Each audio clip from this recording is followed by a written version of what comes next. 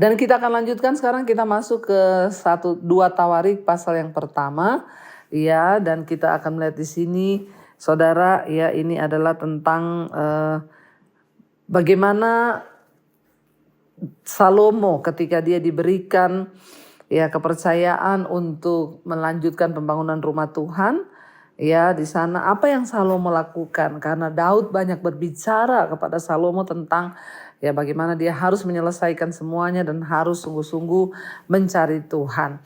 Ya, 2 Tawarik pasal yang pertama, ya dikatakan di sana ya Salomo meminta hikmat, dan kita melihat ya apakah doa Salomo kepada Tuhan ya untuk dia boleh memulai program pembangunan yang hebat dalam pembangunan bait Allah, ya, karena ini merupakan prestasi terbesarnya ya di tengah perayaan yang pentahbisan bait Allah, ya, dan kita lihat ketika Salomo selesai membangunnya itu seperti apa, ya, dan luar biasa sekali karena dia mendapat satu kepercayaan yang besar dari Tuhan untuk membangun rumah bagi Tuhan ini, ya, dan tidak mudah. Karena itu kita lihat 2 Tawarik pasal yang pertama, judul perikopnya Salomo meminta hikmat. Doa Salomo memohon hikmat. Ayat yang pertama, Salomo anak Daud menjadi kuat dalam kedudukannya sebagai raja. Ya, kenapa dia menjadi kuat dalam kedudukannya sebagai raja, saudara? Ya, dan dikatakan di sana karena ya dia menjadi kuat di dalam ya kedudukannya sebagai raja, Tuhan Allahnya menyertai dia dan menjadikan kekuasaannya luar biasa besarnya. Salomo memberi perintah kepada seluruh Israel, kepada kepala-kepala pasukan 1.000, kepala pasukan 100, dan kepada para hakim dan kepada semua pemimpin di seluruh Israel, yakni para kepala puak. Lalu pergilah Salomo bersama-sama dengan segenap jemaah itu ke bukit ya pengorbanan yang di Gibeon, sebab disitulah kemah pertemuan Allah yang dibuat Musa hamba Tuhan itu di padang gurun. Ya, jadi kita lihat di sini saudara, ketika pertama kali Salomo diangkat menjadi ya raja di dalam 1 Tawarik ini, kalau kita lihat saudara, kitab 1 Tawarik yang lalu itu berfokus pada kehidupan Daud. Ya, dan kitab 2 Tawarik ini fokusnya adalah pada kehidupan raja-raja setelah Daud. Ya, selebihnya dari kerajaan selatan Yehuda dan ya juga dari kerajaan utara. Kita akan lihat di Tawarik ini ditulis orang-orang Yehuda yang kembali ke pembuangan, ya, dan kita lihat luar biasa di kitab 1 Tawarik itu membahas semua tentang kehidupan Daud. Tapi di 2 Tawarik itu membahas semua raja-raja setelah Daud, saudara, ya.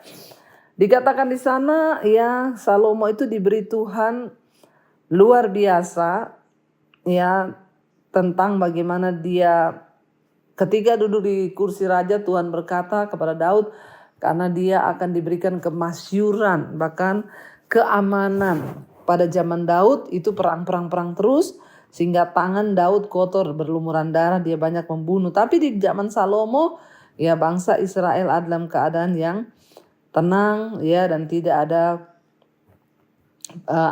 banyak peperangan. Kita baca ayat yang keempat, tetapi Daud telah mengangkut tabut Allah dari Kiryat Yearim ke tempat yang disiapkan bagi tabut itu, sebab ia telah memasang kemah untuk tabut itu di Yerusalem. Namun mesbah tembaga yang dibuat Besalel ya bin Uri bin Hur masih ada di sana di depan kemah suci Tuhan. Maka kesanalah Salomo ya dan jemaah Tuhan itu pergi meminta petunjuk Tuhan. Salomo mempersembahkan korban di sana di hadapan Tuhan di atas mezbah tembaga yang di depan kemah pertemuan itu. Ia mempersembahkan 1.000 korban bakaran di atasnya. Bayangkan loh saudara, yang dipersembahkan Salomo itu 1.000 ya. Dan kita tahu bersama ya akhirnya Salomo mulai dipersiapkan Tuhan. Ya, dia pergi berdoa itu ya bukan di Yerusalem, saudara, tetapi Salomo datang berdoa di mezbah yang pernah dibangun yaitu di zaman Musa, yaitu di Gibeon, ya. Dan Salomo pergi ke sana. Kemah suci yang dibangun Musa itu sudah berabad-abad sebelumnya, ya, dan masih berfungsi meskipun kemah itu telah dipindahkan beberapa kali. Ketika Salomo menjadi raja, kemah suci itu terletak di Gibeon, sebuah kota ya sekitar 6 mil di barat laut Yerusalem. Dan seluruh perkakas kemah suci itu disimpan di Gibeon itu, ya, kecuali tabut Allah yang sudah dipindahkan oleh Daud ke Yerusalem. Makanya Salomo itu datang ke sana untuk berdoa di sana, saudara.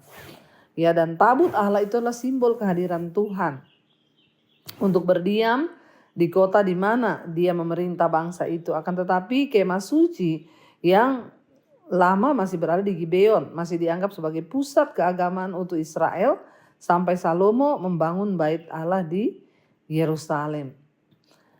Dan dikatakan saudara ketika itu dia mempersembahkan 1000 korban, ayat yang ke-7. Pada malam itu juga Allah menampakkan diri kepada Salomo dan berfirman kepadanya, mintalah apa yang hendak kuberikan kepadamu. Berkatalah Salomo kepada Allah, engkau yang telah menunjukkan kasih setiamu yang besar kepada Daud ayahku dan telah mengangkat aku menjadi raja, ya, untuk menggantikan menggantikan Daud. Maka sekarang ya Tuhan Allah, tunjukkanlah keteguhan janjimu kepada Daud ayahku, sebab engkaulah yang telah mengangkat aku menjadi raja atas suatu bangsa yang banyaknya seperti debu tanah. Berilah sekarang kepadaku hikmat dan pengertian supaya aku dapat keluar dan masuk sebagai pemimpin bangsa ini, sebab siapakah yang dapat menghakimi umatmu yang besar ini? Berfirmanlah Allah kepada Salomo, oleh karena itu yang kau ingini, dikatakan di sana itu bukan kekayaan. Ya, engkau tidak meminta kekayaan, harta benda, kemuliaan atau nyawa pembencimu. Dan juga engkau tidak meminta umur panjang, ya kata Tuhan. Tetapi sebaliknya engkau meminta kebijaksanaan dan pengertian untuk dapat menghakimi umatku yang atasnya aku telah merajakan engkau. Maka kebijaksanaan dan pengertian itu diberikan kepadamu. Selain itu aku memberikan kepadamu kekayaan, harta benda dan kemuliaan, sebagaimana belum pernah ada pada raja-raja sebelum engkau dan tidak akan ada, ya, pada raja-raja sesudah engkau. Lalu pulanglah Salomo dari bukit pengorbanan dan dari yang di Gibeon itu, ya, dari depan kemah pertemuan ke Yerusalem, dan ia memerintah atas Israel. Saudara, kita lihat karena dikatakan oleh firman Tuhan, Salomo tidak minta kekayaan, tidak minta umur panjang, tidak minta kemuliaan. Tuhan berikan dia hikmat dan kebijaksanaan plus dikasih bonus kekayaan, kehormatan dan kemuliaan. Ketika kita ini hanya mencari perkenanan Tuhan, maka kita akan mendapatkan lebih daripada ya yang kita minta itu. Saya selalu mengajarkan kepada jemaat, jangan terus berdoa minta uang, minta kaya, minta ini sama Tuhan. Kita ini orang Kristen tuh ya, selalu doanya Tuhan beri uang, Tuhan beri kekayaan, Tuhan beri ini biar aku dapat jabatan. Mari saudara, kita nih perlu duduk di kaki Tuhan dan bilang, Tuhan aku minta perkenananmu. Salomo meminta hikmat kepada Tuhan agar dia bisa mengadili bangsa Israel dengan adil sesuai yang Tuhan mau. Salomo meminta sesuatu untuk kepentingan, ya. Dia menjalankan perintah dan kehendak Tuhan. Ya, biarlah Salomo mendapatkan itu, ya, dan Tuhan berkata, engkau akan mendapatkan yang kau minta, hikmat dan kebijaksanaan, tapi aku beri bonus plus kekayaan, harta benda dan kemuliaan. Saat kita tidak fokus mencari kepentingan diri, maka Tuhan itu saudara, dia sanggup memberkati melebihi apa yang kita doakan. Karena Tuhan itu melihat hati, Tuhan itu melihat ya sikap hati kita. Karena itu penting, jangan terus minta kaya, minta jabatan, minta ini, minta itu sama Tuhan. Mari kita meminta kehendak Tuhan terjadi di hidup kita. Kita mau tundukkan kepala saudara, kita satukan hati, kita berdoa. Terima kasih Bapa, kami mengucap syukur, biarlah kami belajar terus lewat kebenaran firman-Mu, bahwa kami hanya harus meminta keberkenanan Tuhan, kehendak Tuhan atas hidup kami. Bawa kami hari-hari ini untuk terus Tuhan ada di dalam bait-Mu, dalam hadirat-Mu, agar hidup kami senantiasa selaras Kami memohon minta hikmat pengertian untuk kami boleh menjalankan kehendak Tuhan di hidup kami. Berkati Tuhan setiap anak-anak-Mu yang sedang dalam pergumulan, persoalan hidup. Tuhan lepaskan, yang terikat dengan dosa-dosa dilepaskan, yang sedang terbelenggu Tuhan bebaskan, yang terlilit masalah keuangan, hutang piutang Tuhan lepaskan. Ketika kami mau bertobat sungguh-sungguh, Engkau Tuhan yang turut bekerja mendatangkan kebaikan. Berkati juga Bapa setiap anak-anak-Mu yang hari ini sedang terbaring sakit. Dalam nama Yesus kami percaya ada kesembuhan yang dari Tuhan. Biarlah mujizat Tuhan terjadi di hidup kami. Berkati juga Tuhan untuk setiap mereka yang rindu terjadi pemulihan dalam keluarga, suami yang belum bertobat, istri belum bertobat, orang tua yang belum bertobat, anak-anak yang belum bertobat. Tuhan sanggup memulihkan. Kami percaya tidak ada perkara yang mustahil bagi Tuhan. Yang sakit Kau sembuhkan dalam nama Yesus.